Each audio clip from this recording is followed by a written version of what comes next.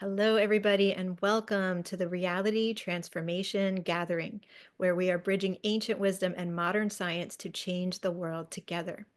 This gathering will be a 5-day expansive exploration of the recent breakthrough discoveries in the sciences and quantum theory, psychedelic research, and near-death experience studies, as well as profound and time-tested ancient wisdom from shamanic traditions, indigenous cosmologies, and knowledge from far ancient cultures around the world.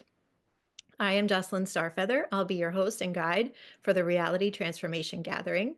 And today I am truly delighted to be here with Tricia Bennett and Mayumi Beckers. So welcome, Tricia and Mayumi. Thank you so much for being a part of our gathering. Thank you, Jocelyn. Thank you, Jocelyn, for this great opportunity for being with you at this beautiful summit that you are offering. I will briefly introduce you each as we begin. Mayumi Beckers. The flow of the river of life led Mayumi to the practice of shamanic energy medicine. She has studied with many teachers and offers many techniques. From addressing stress and depression to energetic clearing and soul retrieval, she is here to assist anyone in their healing journey. After living and working in Tokyo and London for many years, she now lives a more natural, balanced life in the countryside along the River Wal in the Netherlands. Mayumi believes that shamanic earth-based wisdom from across the world can assist us in rebalancing our energies so that we may walk through life with renewed excitement for being alive. I love that, Mayumi. That's so beautiful. In addition to her private practice, Mayumi is a founding member of Shamans Directory. And Tricia Bennett, an addiction and trauma specialist for over 35 years, Tricia could see that the problems that plague us as individuals and as a human family are embedded not only in our physical bodies and our minds, but also in our energetic bodies, our spirit bodies, our ancestry, and the unfinished business of our past lives as well. Knowing that shamanic earth-based wisdom taps into all of these realms to support us, Tricia is committed to bringing this ancient and timely medicine to the forefront of all people's minds when considering their overall health and well-being. She looks forward to the day when "call your shaman" is a phrase that is heard in every household around the world. And I so deeply agree with that, Tricia. And Tricia also is a founding member of Shamans Directory, which is something I'm sure we'll talk about here as we get into your interview. So the topic of your interview today is bringing shamanic wisdom to the world's doorstep. And so as we begin this conversation, we're here talking about transforming our reality in this gathering. So could you tell us, how does shamanic wisdom fit into this conversation about reality transformation? I know this is a big question, and I'd just like to start with that shamanic earth-based wisdom is really all around the world. And these are really ancient ways of knowing and living that have existed for thousands of years. And these have been passed down generation by generation. And what is so beautiful is that at the core, they really remind us that we are not separate from nature and that we are really part of nature. And yeah, that we are also part of the greater whole, as we're also, each of us are particle living beings. And quantum science is actually confirming this right now, but the indigenous peoples have always known this. So all of nature, including the lands that we live on, the waters, the animals, the plant worlds, and Mother Earth and the greater cosmos, actually all is actually not outside of us, but it is actually part of us and inside of us as well. And we have been sort of conditioned in the modern world to believe that reality is only what we see and what we can measure and what we can prove. As Descartes once said, that I think, therefore I am. And this belief, or this ways of thinking, is really limiting our reality. And shamanism teaches us actually that the reality is far greater. It's multi-layered, it's multidimensional, and it has various realms from which we can perceive and experience all of life. And for those of the viewers who may not know where the word shaman comes from, it's actually from Siberia, and it means the one who sees in the dark. And it refers also to someone who can travel and see beyond the ordinary worlds, and it can connect with the visible and the invisible worlds, and also in between the three worlds, the cosmic upper world, the middle world, and the lower inner worlds. And so it's very connected with all of these realms, and it can actually also receive insights and offer services to the peoples and the communities. So it acts really as a bridge between the worlds. And through that, we know that there's so much more out there, and it really teaches us that there is more that we see with our physical eyes, and that also within the unseen worlds that is also connected with the world of spirit, that there is also reality around that as well. And actually, it can be also quite instructive as well in our lives. And I think it's also important to know that shamanism also teaches us that our internal world is very vast, and it's also very as vast as our external world. And it's not just made up of what we see, it's also really what we experience within us. So it's from the outside and inside. It lives in both worlds. And it reminds us as well that everything what we sense and what we feel and know intuitively, whether we are in this awake time or perhaps in our dream time, and whether this is unconscious or conscious, all of these worlds are actually a fabric of the reality that we are experiencing, and also the dualities within ourselves, our light and our shadow, but also outside of ourselves, is all actually part of our reality. And I think it's also important to think about, like, when we were talking about transforming reality, to question ourselves, like, what is reality? And also, like, whose reality are we talking about here? Because the reality is very subjective and is really shaped by our upbringing, our cultures, our wounds, and our conditionings. And all of these things that we have experienced are actually shaping our reality and how we see our world. And I think it's also important to know that through all of these experiences, that we often end up seeing our world in a limited way of perceiving, as kind of like a narrowed perspective, that the lens gets sort of filtered, and it becomes kind of like a tunnel vision, and our lenses get sort of marked by imprints through our beliefs, thought patterns, and stories. And so much that is around us, or what is within us, gets sort of filtered in and out. And over time, we kind of take that filtered view of ourselves as our reality, or as our own truth. It sort of creeps sort of in, and we start to normalize it, and without knowing and without realizing it, we can become sort of stuck in this version of ourselves, in this version of a reality that we have actually created ourselves. And so it's kind of like more a reality that is more shaped by our past conditioning, rather than our presence, or our possibilities that we have actually available to us.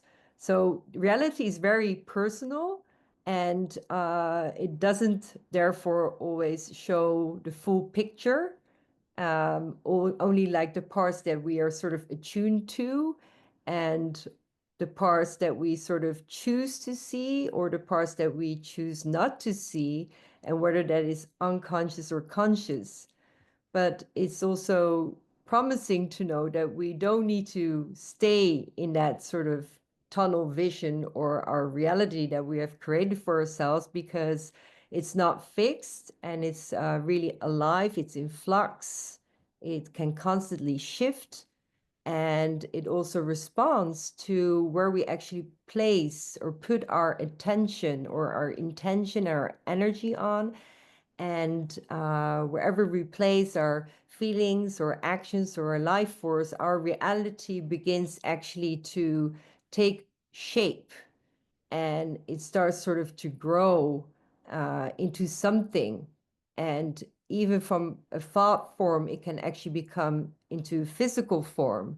So it's also something that reality that is always teaching us something. It's reflecting back to us. It's mirroring us something. And whether it's part of us that is called for healing, or it's maybe a part of us that is calling for growth and be guided by spirit.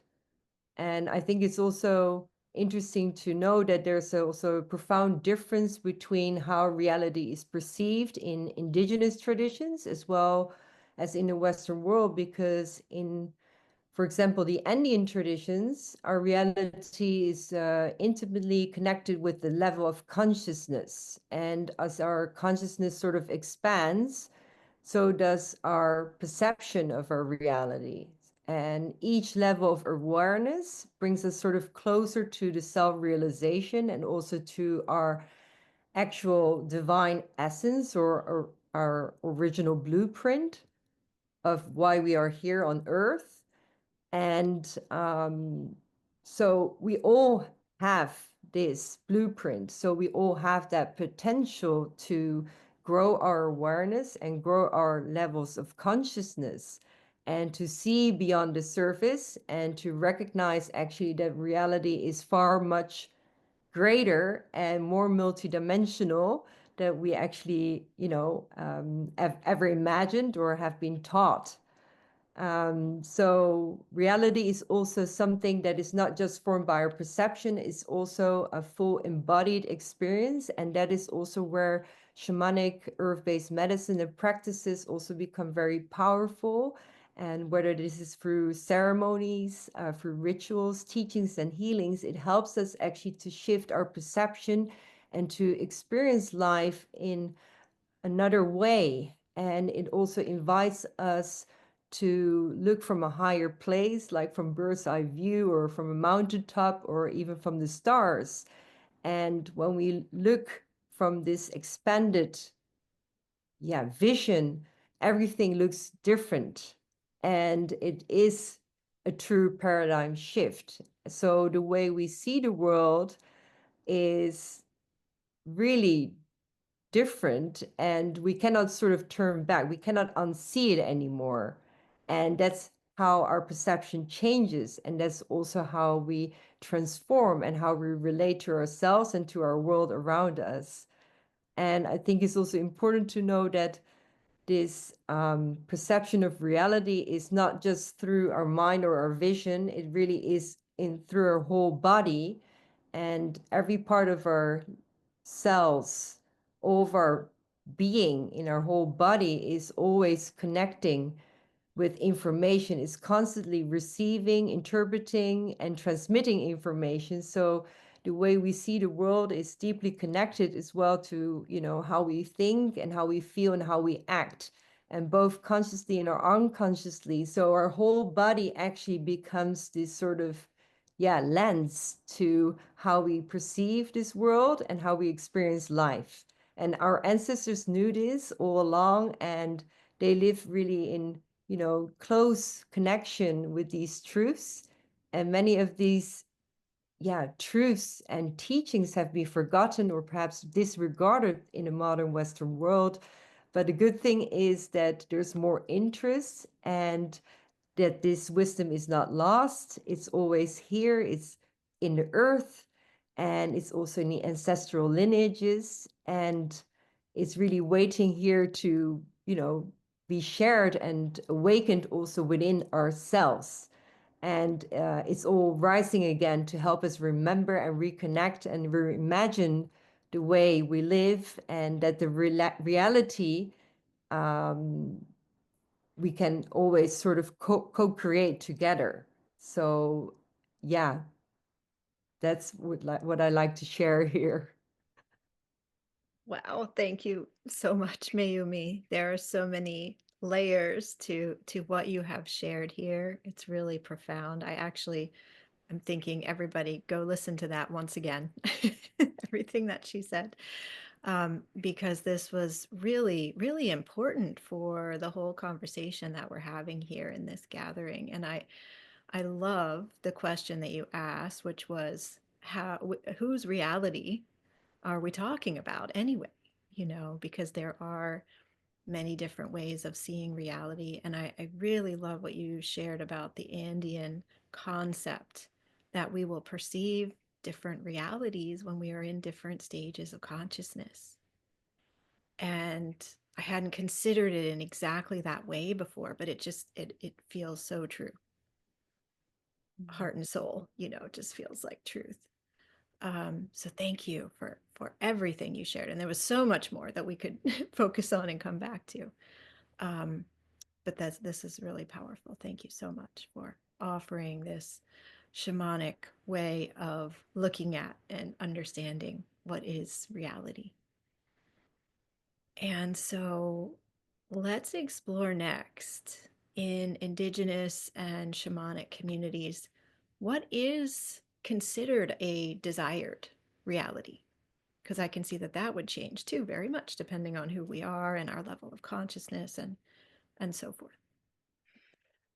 Yeah, so thanks again, Jocelyn, for having us at this beautiful summit. And I just want to say that I love the phrase desired reality because it suggests that there's actually something that we can choose. And in indigenous communities in general, a desired reality is quite a bit different than what desired reality is in the Western modern world.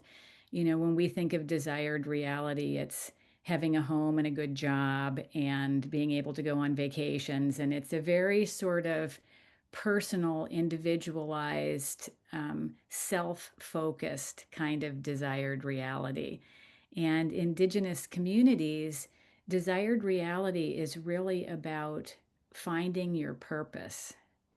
And it's really about, Mayumi mentioned that, we are not separate from nature, we're all part of nature. And we've all sort of heard that concept, but we haven't always, or we don't always know exactly what that means to be a part of nature. And for indigenous people, for traditional people, we come from the light. We come from the stars and the sun and the moon. And we come from the light and we return to the light. And they consider that we are all sparks of light, sparks of the divine. And so a lot of traditional languages actually include light in the language. So when you greet someone in Ojibwe, you say Anin. And Anin means I see the light in you. And it's the same as Namaste, where you say I acknowledge the light in you and in return. And so in these languages, these ancient languages, light still lives within the vocabulary, where we have lost the light in many Western languages. I was actually speaking to someone recently that said that ancient Celtic actually still has light in a lot of the languaging that they use. But we are all sparks of the divine. And what they say is that in shamanic earth-based communities is that somewhere before we came into this life, from whatever world we were in before we came to this one, we made an agreement to carry something out while we were here. And that our purpose is actually to arrive here and to remember that purpose and to live it. And that's what indigenous cultures mean when they say to walk in a good way. It's to remember why you're here. And that remembering is not a self serving remembering. That remembering is about our community and remembering what we said we would do for the community. And they often say that, shaman in shamanic communities were the people who would light the way and they would care for the community, and that they would evolve their teachings and their medicine as the community evolved and as the needs of the communities evolved. And we now have a global community. So it's not just about taking care of a small community, although we each have our families and our own communities, but it's really about learning how we're going to take care of the larger community as a collective. So, in shamanic earth based communities, desired reality doesn't mean that modern traditional people don't want houses and cars and televisions. They do. But behind that, that's a secondary thing. Behind that is the desire to really live their spark, their drop of the divine, and to bring that to humanity, to bring that not only to their communities, but to the greater global communities. And that's why so many Indigenous First Nation people are coming forward now with teachings to remind us all that we're not just here for an individual purpose, we're here for collective purpose, and to remember that we're all connected. So we have a video that we would like to share with you that illustrates this beautifully, the light in the language and the stories that are kept alive in Indigenous communities today, so that we will all learn to and remember to walk in a good way. So I'd like to share that video with you now. Thank you so much. And I'm just going to make sure that it's set up properly here. You know, when a lot of people first get on a path of Ojibwe, how we walk, some of the first words that people will often learn is Mino Bamadaziwin. That's our first words we hear, Mino Bamadaziwin.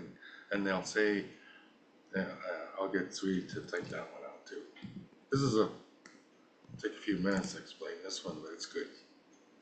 Mino Bamadaziwin. Mino means good.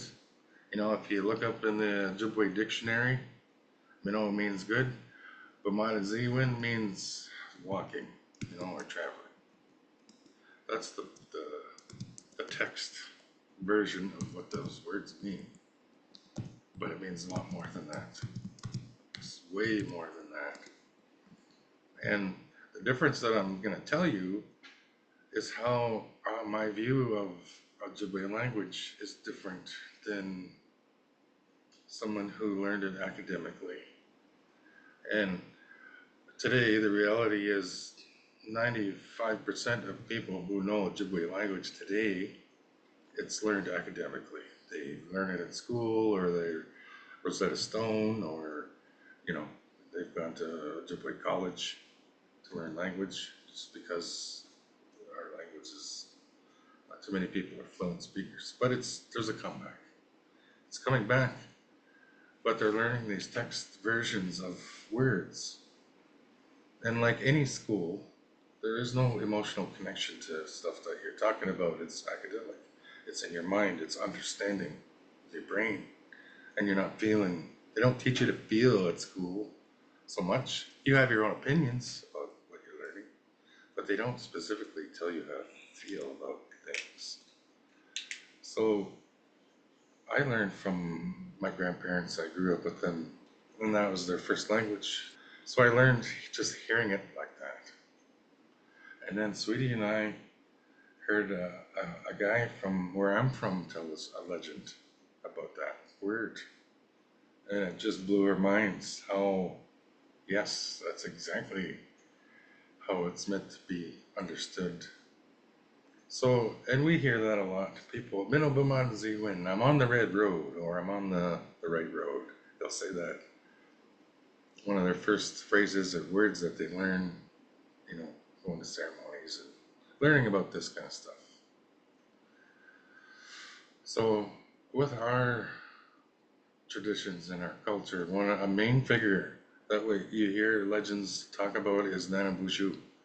Nana Buju was the first person lowered down from the stars from Creator, and he helped name and create, and put things in place here on Earth before the rest of us came. So Nana Buju, he started out like that, but then later he became like a trickster and fooled around and just did all kinds of crazy stuff. But he was the first human here. So imagine now, close your eyes and imagine you're him. And you're being lowered from the stars down to the earth. And you see space. And you can see stars all around you. And you're lowering down, and then you start lowering into the clouds. It's foggy. And then you come through the clouds, and it's blue sky. And you're looking down, and you see earth and everything on it, the trees and the rocks and the water and the streams and the lakes. And you're lowering down, and it's all getting closer, and you're seeing these things for the very first time in your life. And you're thinking, wow, this is so awesome, so beautiful.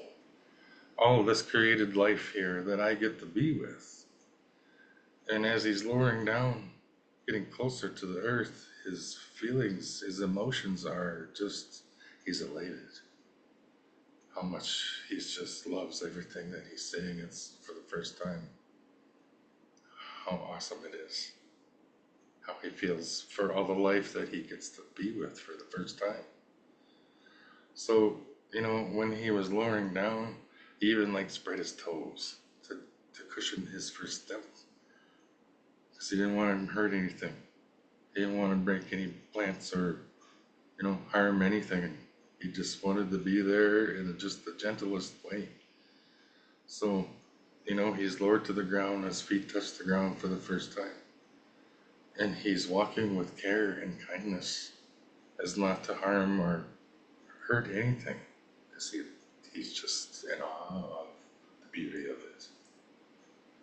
Minno Bamadazi, that's what that refers to. Minno, good walking. And, in Zid is our foot. Bamadazid is how you put your feet. So that refers to how Nana Buju felt in those first moments of him coming to Earth for the first time. How he was so in love with everything and how awesome it looked. How he felt. Minno Bamadazi means that feeling, not the walking. Not him creeping around, trying not to step on plants. How he felt, why he was doing that. Why he walked so carefully because of his heart. And how much love he had in it for the earth. That's what Minno Bamadazi means. And they don't teach that in new language classes in academic language. But it's in our language. And that's how we talk to each other. People who know language. So you're always expressing an emotion of something. So Minno Bamadazi, when somebody says that to me, right away I'm thinking of Nana Buju and how he felt. His first steps. Not, I'm smoking my pipe and I'm going to circles and I'm doing sweat lodges and, blah, blah, blah. That's not what it means. But a lot of people understand it to only mean that today. So you guys are privileged, that meaning for that word phrase, you know it. And if you thought about that while I was saying that, you've seen it, and you felt that. That's Anishinaabe that's our language, and that's how it's meant to be shared with each other, like that. Does it make sense how we kind of view things? Yeah. So, Sweetie and I and our kids, quite a bit of time outside, even in winter, mostly spring and fall and summer. We're outdoors every day because that's what we're just watching. everything outside and what they're doing and how creation is intended to be. You know, we get so caught up in our daily grind and how we're supposed to live that we don't pay attention to what creation is doing around us, you know, and it's just sitting outside and watching is all you need to do. And you could see how, you know, it doesn't matter where you are, you know, you could see that where you are, how the trees are with each other, the wind in the trees, what it does, you know, spreads. You could even see on spring when pollen's blowing around, the wind's doing that, creating life, you know. Or bees when they're flying around at your house, or birds. They're doing their instructions that they were given when they were first created. They haven't changed, they're still doing their thing, behaving how they're supposed to behave. You know, it's us as people, we've changed. And we've made how we live the normal. You know, we're disconnected. A lot of us will say that. I feel disconnected from, you know, the outside or creation or, you know, the wild. But all you need to do is just start spending more time out there. That was so beautiful. Thank you for sharing this. I really loved how he said, you know, there's this perception that most people have of what these words mean, and it means, you know, we're doing stuff and that sort of thing. But there's this deeper meaning, and it goes back to our creation story, our cosmology, and the awe and wonder of seeing creation for the first time. Wow, that's just so beautiful. Thank you to both of you for sharing that with us. And I invite everybody to let that fully sink in as we're receiving it here. Yeah, you're welcome. And it's so nice that these interviews are recorded because people can go back and listen to them as many times as they want. Yeah. True. Yeah, so for me, that is such a beautiful example. That was Jane Sweetie Bird. They are Ojibwe medicine people from Turtle Island, which is known to much of the world as the US and Canada. They're members of our directory, and they really illustrate beautifully the essence of everything that we're hoping to convey to people who are listening today, that you know, indigenous shamanic teachings are not a thing of the past. They are right here, right now, available to us in transforming our reality. And the vision of shamanic communities, the vision of traditional people, their vision of reality is really simple.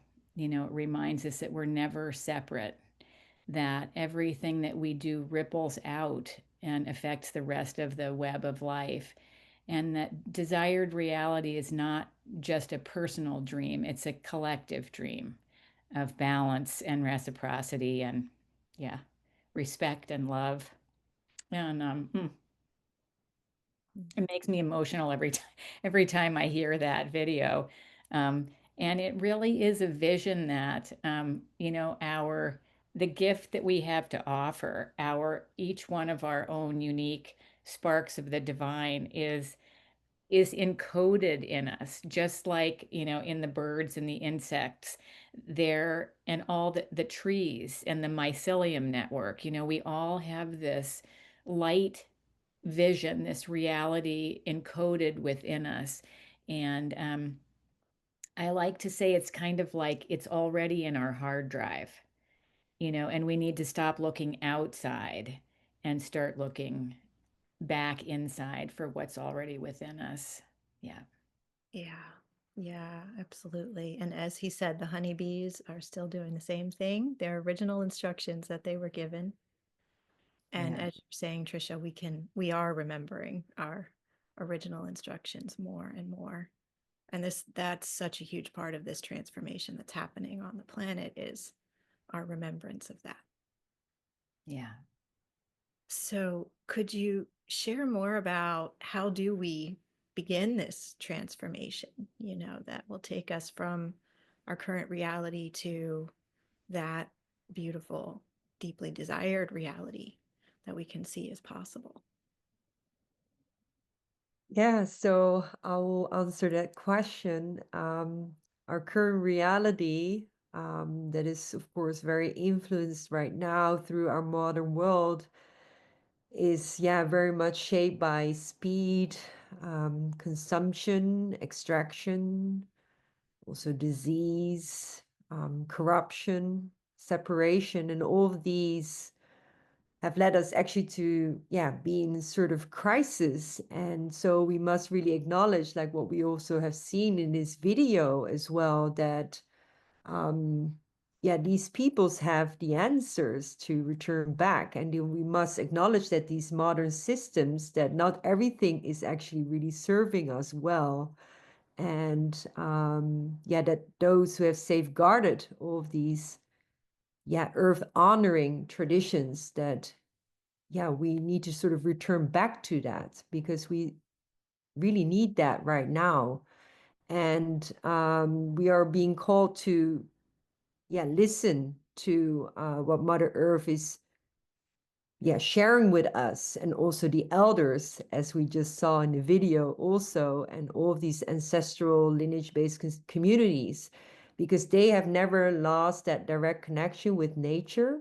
And I think that's really where we need to look back to. And so we can really live more in harmony and in balance and in right relationship with all of life and with each other as well. And yeah, there's a reason why we're all here right now. Probably we're living in these great times of transformation. There's all of these signs around us that, yeah, these are pivotal times, and elders speak about prophecies that we're actually right in now, and they're unfolding here right now. I also hear about solar flares that are entering the earth, so that is set to assist us with our evolution in consciousness. And astrologers like yourself are also talking about cycles, the ending, beginnings, and, you know, new transformations in that also. So I think we are seeing all of the signs around us. And so as, you know, individuals and as a collective, we are really being called to, yeah, begin this transformation, so we can really work on ourselves, our inner selves, and yeah, really release all those filters and imprints, and to really move into this sort of higher level of consciousness and raise our frequencies. And to do that, there's just some simple things that we can do to really restore that connection with Mother Earth and all of nature. We can really listen deeply to her and the elders who have and carry all of that wisdom. And we can also tune into our inner voices and everything that is already inside of us. Like Tricia was also saying, the sort of ancestral memories are already ingrained in us, in our DNA.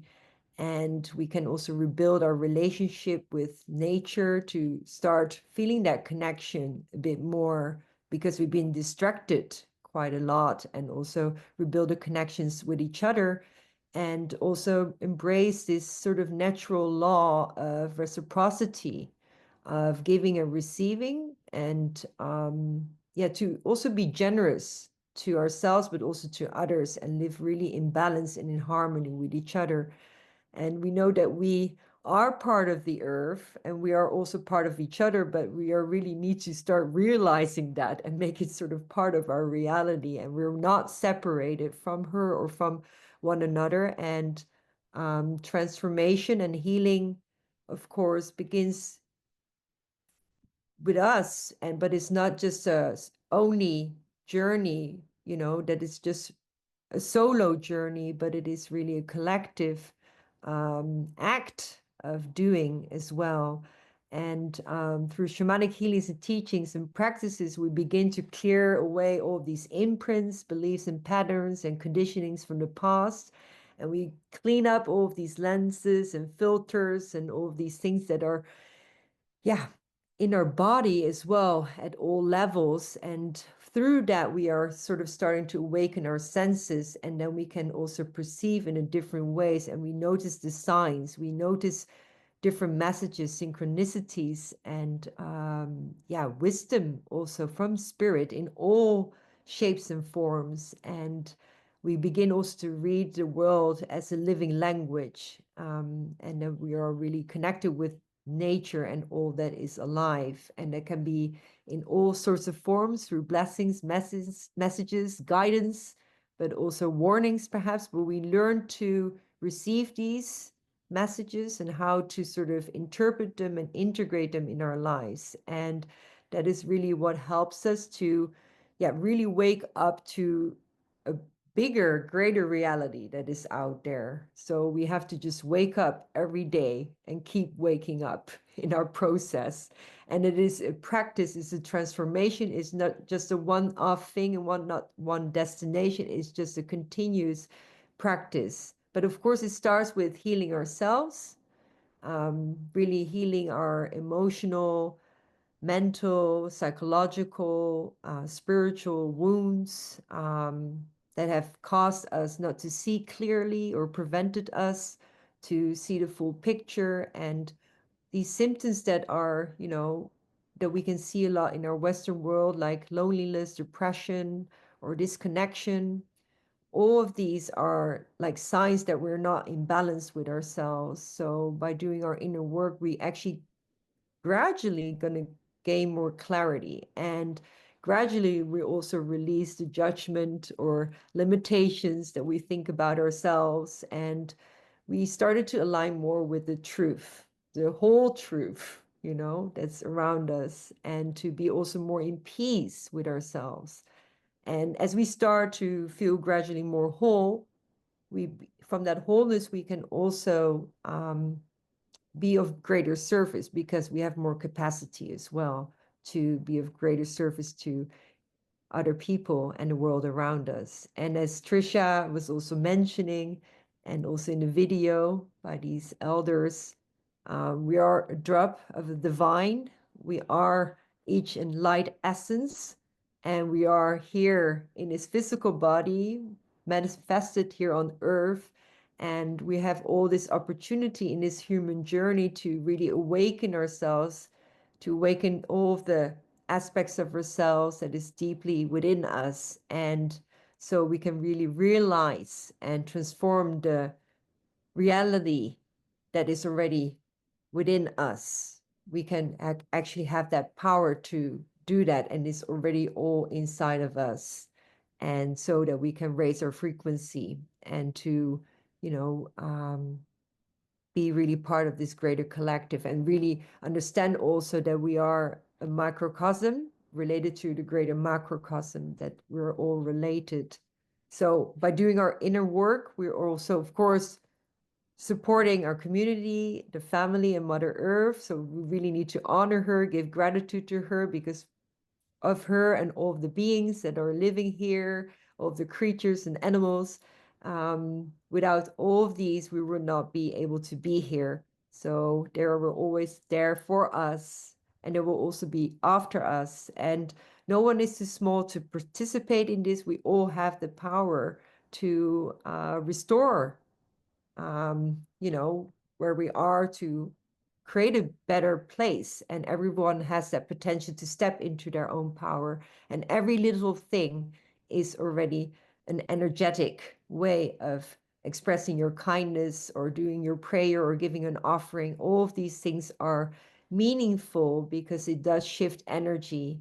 And yeah, it is a practice, and that's why these shamanic practices like ceremony, story, and acts of services all really help us. These are sacred doorways to become back into this sort of being really in right relationship with all that lives on the earth. And I just want to say one more thing here, that we have to be conscious about how we co-create this reality, that is really rooted, you know, with our intentions, and in our love, and in our actions, that really serves the whole planet. Because wherever we place our attention, it kind of grows. right? And so if we are putting our attention to all of the, unrest, the global unrest, or the destruction, or the fear, we're actually unconsciously also feeding it. So choose wisely where you will put your attention to. It doesn't mean that you have to ignore it. I'm not saying that, but it just also helps, like, where we want to really put our focus and intention on to create the reality that we want to see as well, and co-create together. And so to really seed that and feed that as well. And that's really the power that we have also as a collective. And I think it's really immense with a lot of potential. Yeah. Yeah, thank you so much, Mayumi. I again love everything you've shared here, and it is so important to know that we can each begin with ourselves, and that truly all of the transformation that's needed must begin that way. And I find it so powerful to think that our indigenous and shamanic communities around the world have been holding these rituals and ceremonies, and the sacred instructions that you mentioned, Tricia, have been holding these for us so that we can have help with remembering right now, what we do need to do and how we can come back to our truth. Even something as simple as making offerings to the earth, that this has been kept alive through so many generations by indigenous communities. And I was just thinking the other day, there are so many people around the world now making offerings to the earth. Something as simple as that, right? Every day. So many more now than there probably were 20 years ago or 50 years ago, that as we're remembering and awakening, and we can do this in very, very simple ways that are really powerful. So what you were saying was reminding me of all of that. So it's really beautiful. Well, I know that you are both co-founders of this amazing visionary organization, Shamans Directory. So could you say a little bit about your organization and your vision, and what you're doing in the world through Shamans Directory? Sure.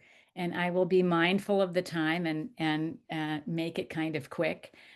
Just to summarize, to say that, I have really loved this conversation, and that transforming our reality in the shamanic perspective is not a distant goal. It's not something that's far off. It's not about reaching far out into the future for the answers. It's about being right where we are right now.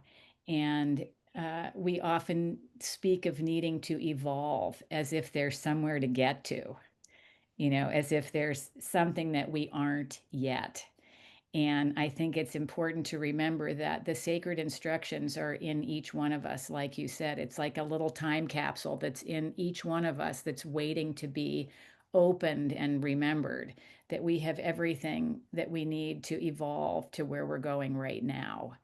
And so Shaman's Directory is something that came to us. It was a sacred instruction for sure that came through in 2021, and we opened the doors in 2022.